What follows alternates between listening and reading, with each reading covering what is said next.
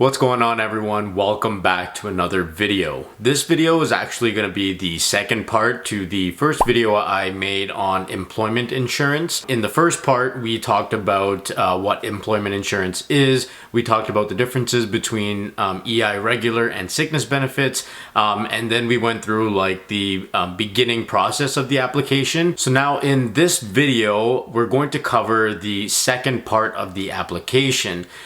Basically in this part, we're going to cover everything that happens after you are supposed to receive that code that the government will send you in the mail. I already received the access code in the mail, so I'm going to carry on with the rest of the application. So if you received your passcode as well, then stay along for the rest of the video and we'll go through the entire application, no problem. If you're still trying to figure out the first initial few steps of applying for EI, then you can go ahead and watch that video. I'll probably leave like this little eye kind of thing at the top of the screen here or something.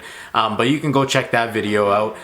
But yeah, that's basically it. Sit tight and enjoy the rest of the video.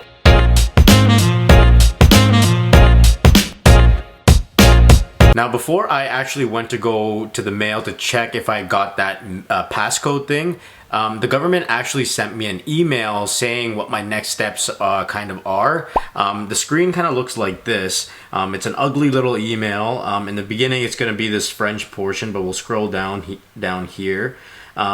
And the very first thing that they tell you is that they tell you that you are eligible and that they will pay you after I complete all of those reports. Now, if you're not familiar with the reports are basically just these questions that they ask you every single week or two, just to make sure that you're still unemployed and you're eligible for EI. We will be going through one set of those reports later in the video, so just stay tuned for that. They also mentioned that you should have already received that 4-digit access code that allows you to submit your reports and access information while you receive your benefits. So now essentially the next step is basically to just start the reporting. And now over here it says to carry on with the reporting, we're going to need our SIN number, the 4-digit access code, which we received in the mail, and then we have to go ahead and click this link over here that's going to lead us to the online reporting portal.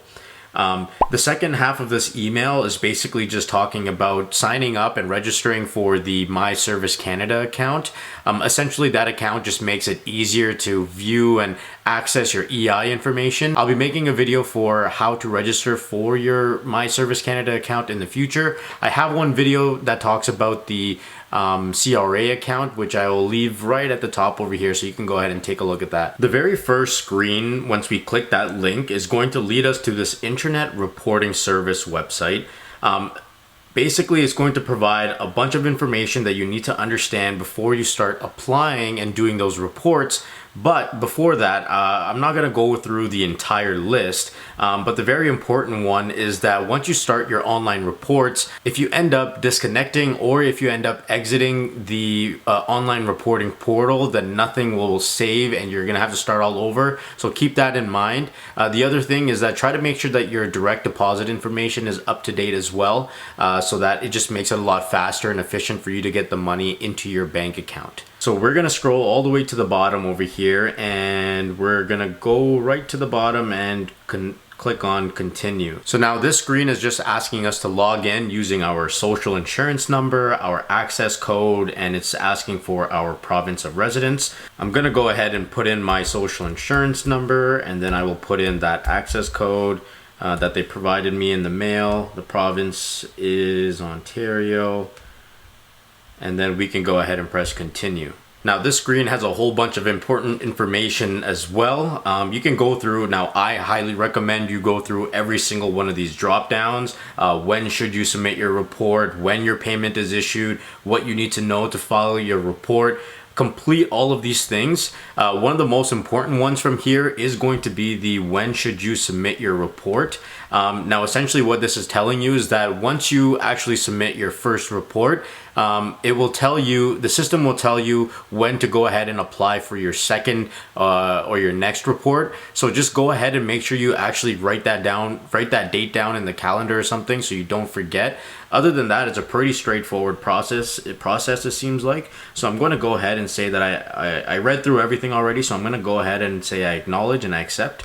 Now over here it's saying, have you moved, changed your mailing address, or changed the banking information you provided for direct deposit purposes? I haven't changed anything, so I'm going to press no and press continue. The following is a record of the questions and the answers that you provided. This is basically just saying, reiterating the question that they just provided. I'm just going to press I accept, and then we'll move on to the next one. This report covers the period from December 27, 2020 to January 9, 2021. So over here, it's going to show 2 weeks worth of dates that you can visually see. Now it's saying, were you outside Canada between Monday to Friday during the period of this report? No, I wasn't gone anywhere. So I'm going to press no.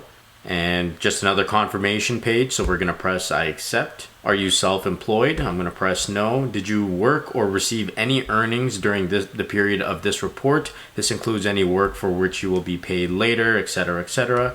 I haven't been paid, so I'm going to press no. And another confirmation page, so we can press I accept.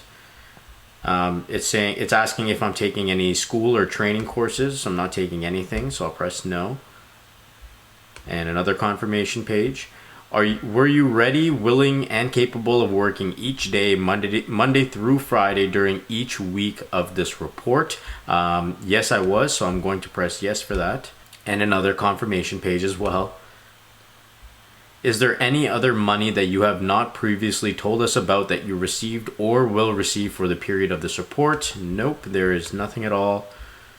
And another confirmation page. And now it's an attestation, just confirming all the questions that we went through and just a confirmation statement. So I'm going to press I accept for that. Now completing your EI reports online. Wow, I think that's it. It says completing your EI reports online. So now on this page, it's showing me that the reporting for the period ending Saturday, January 9th has been successfully received, and now I don't need to do anything.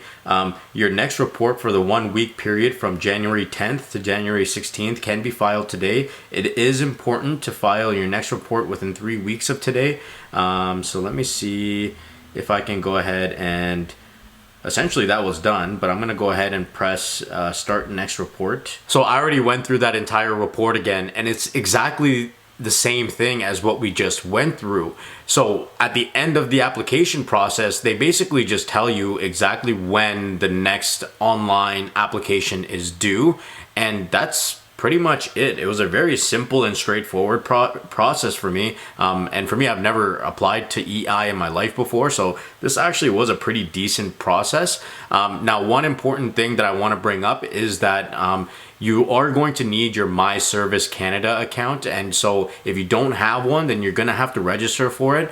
It's a similar-ish process to the CRA account. So again, I'm gonna leave a little I button kind of thing here at the top, so you can go ahead and watch that video and try to replicate the steps a bit.